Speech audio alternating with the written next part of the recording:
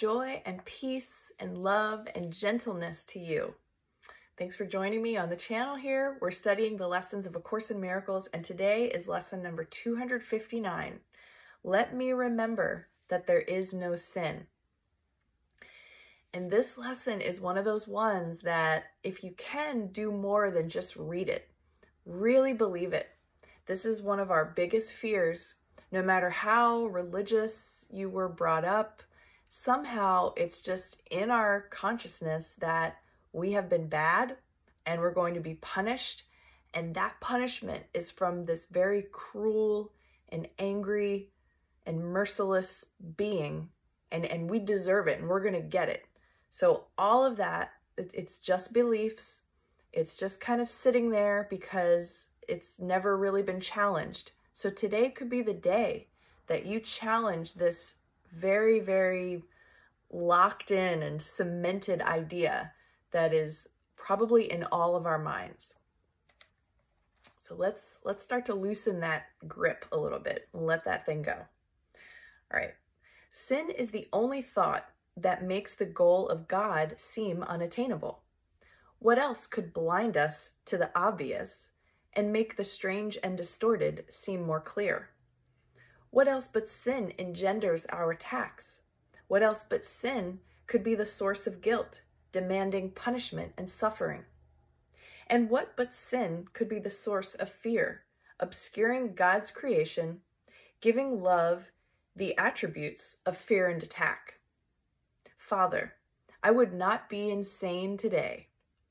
I would not be afraid of love, nor seek for refuge in its opposite. For love can have no opposite. You are the source of everything there is, and everything that is remains with you, and you with it. So Ken Wapnick says to us, as part of love's oneness, there is no opposite to us, and so there is nothing to fear. So in the Course, it says the opposite of love is fear, but what is all-encompassing can have no opposite. So this is part of our journey where our idea of love, as we are waking up to the awareness of oneness with God, we can reflect back and see that our definition of love is very small and very limited, usually to specific people in our lives, usually involving romantic relationships.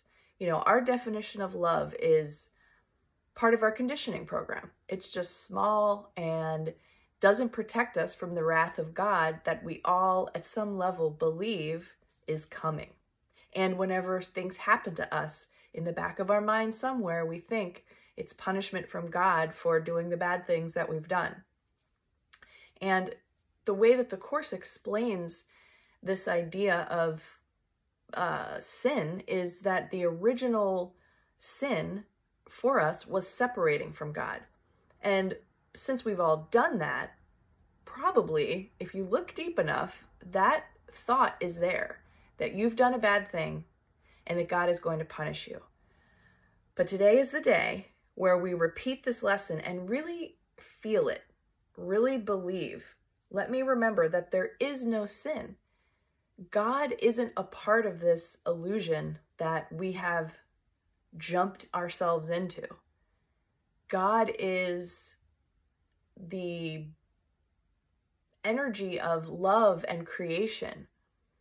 All the things that we have in our minds that are beliefs in sin, the expression of sadness, depression, anger, fear, resentment, judgment, grievances, none of that has anything to do with God. And so it doesn't mean that God sort of abandoned us in this hell place. We brought ourselves here because God respects our free will. We're allowed to do whatever we want, from the soul level all the way down to these little bitty fake bodies that we find ourselves experiencing something in. God isn't here. And that's sad to hear because there's so much so much honoring of the environment and of the planet. And I used to believe the planet has its own consciousness and we're all growing together and there are these energies out there and it's feeding me, and I can get some downloads from the beauty when the sun shines on the earth in a certain way. I now believe that even that is part of this illusion. This whole planet, if I made it up, then how is it possible that my body is getting anything from anything? I mean, if there's things that I can do or that you can do that make you feel better, that calm your nervous system down because you happen to be in some kind of an uproar, well, then that's fantastic. But just know that it's also part of the illusion. And the more that you see that everything here is part of the illusion, it's going to sink in eventually that your beliefs about your own mistakes, your sins, the things you regret, the things you said yesterday, the way you acted, those are also part of the illusion. The whole thing is an illusion. Anything that happens with your body, between other people's bodies, anything on this planet, it's just made up. Deeply in our minds, we're aware of this, yet we allow ourselves to get hung up on all these details of sin and error and mistake that we see in ourselves and that we see in others, which are really just projections, because in our own mind, our ego says, no, I don't want to accept that about myself, so I'm going to create all these other human beings that I can hang these problems on their head and judge them for it, which also keeps you in a lower frequency, lower vibration. It's all just made up. Even my little America earrings here, right? Like I love the idea that I made up this dream, this illusion, and that there's this country that is just different from the other countries. It's younger, so it's still got growing to do, and it's possible that it's just housing the light beings that refuse to, you know, stay in places in other countries in the world that I also invented that were not as able to support the idea of freedom from forced religion and government overreach and all these things. Like, I celebrate that. I think it's adorable. I love the idea of America. And, you know, looking back on my history in this lifetime, it's like, oh yeah, it makes sense that I would have feelings like that, but I'm not attached to it. So as we're moving forward in our practice, which, you know, as far as the year of meditations with Jesus goes, we're on 259 out of 365. So at this point, it's really great to be able to open your mind up and look at everything that you like and everything that you don't like, and notice that you either have an attachment or an aversion, and all of that energy is based upon you trying to make yourself good enough for some external evaluation of you, which is probably God, and it's probably connected to this idea that you made a big mistake, you've abandoned God, and you're going to be punished. So when you let go of trying to prove yourself to God or even to yourself or other people, the space that is made when you get rid of all that other crap that's filling up space in your mind, the space that's made is for peace and love and being able to laugh at yourself and the way that you were once feeling about yourself, judging others. That's what I think is coming with these lessons, and the way that my mind is opening to the idea of sin.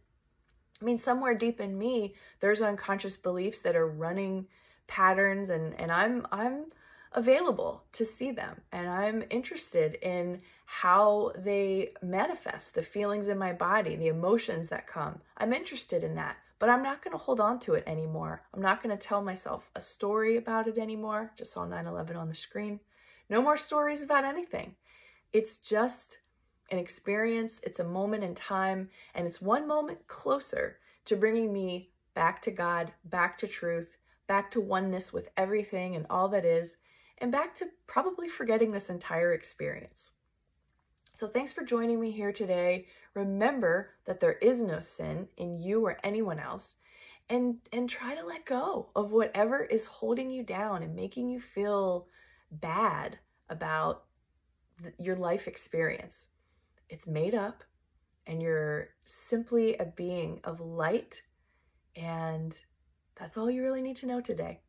Love you very much, and I'll see you back here again on the next video.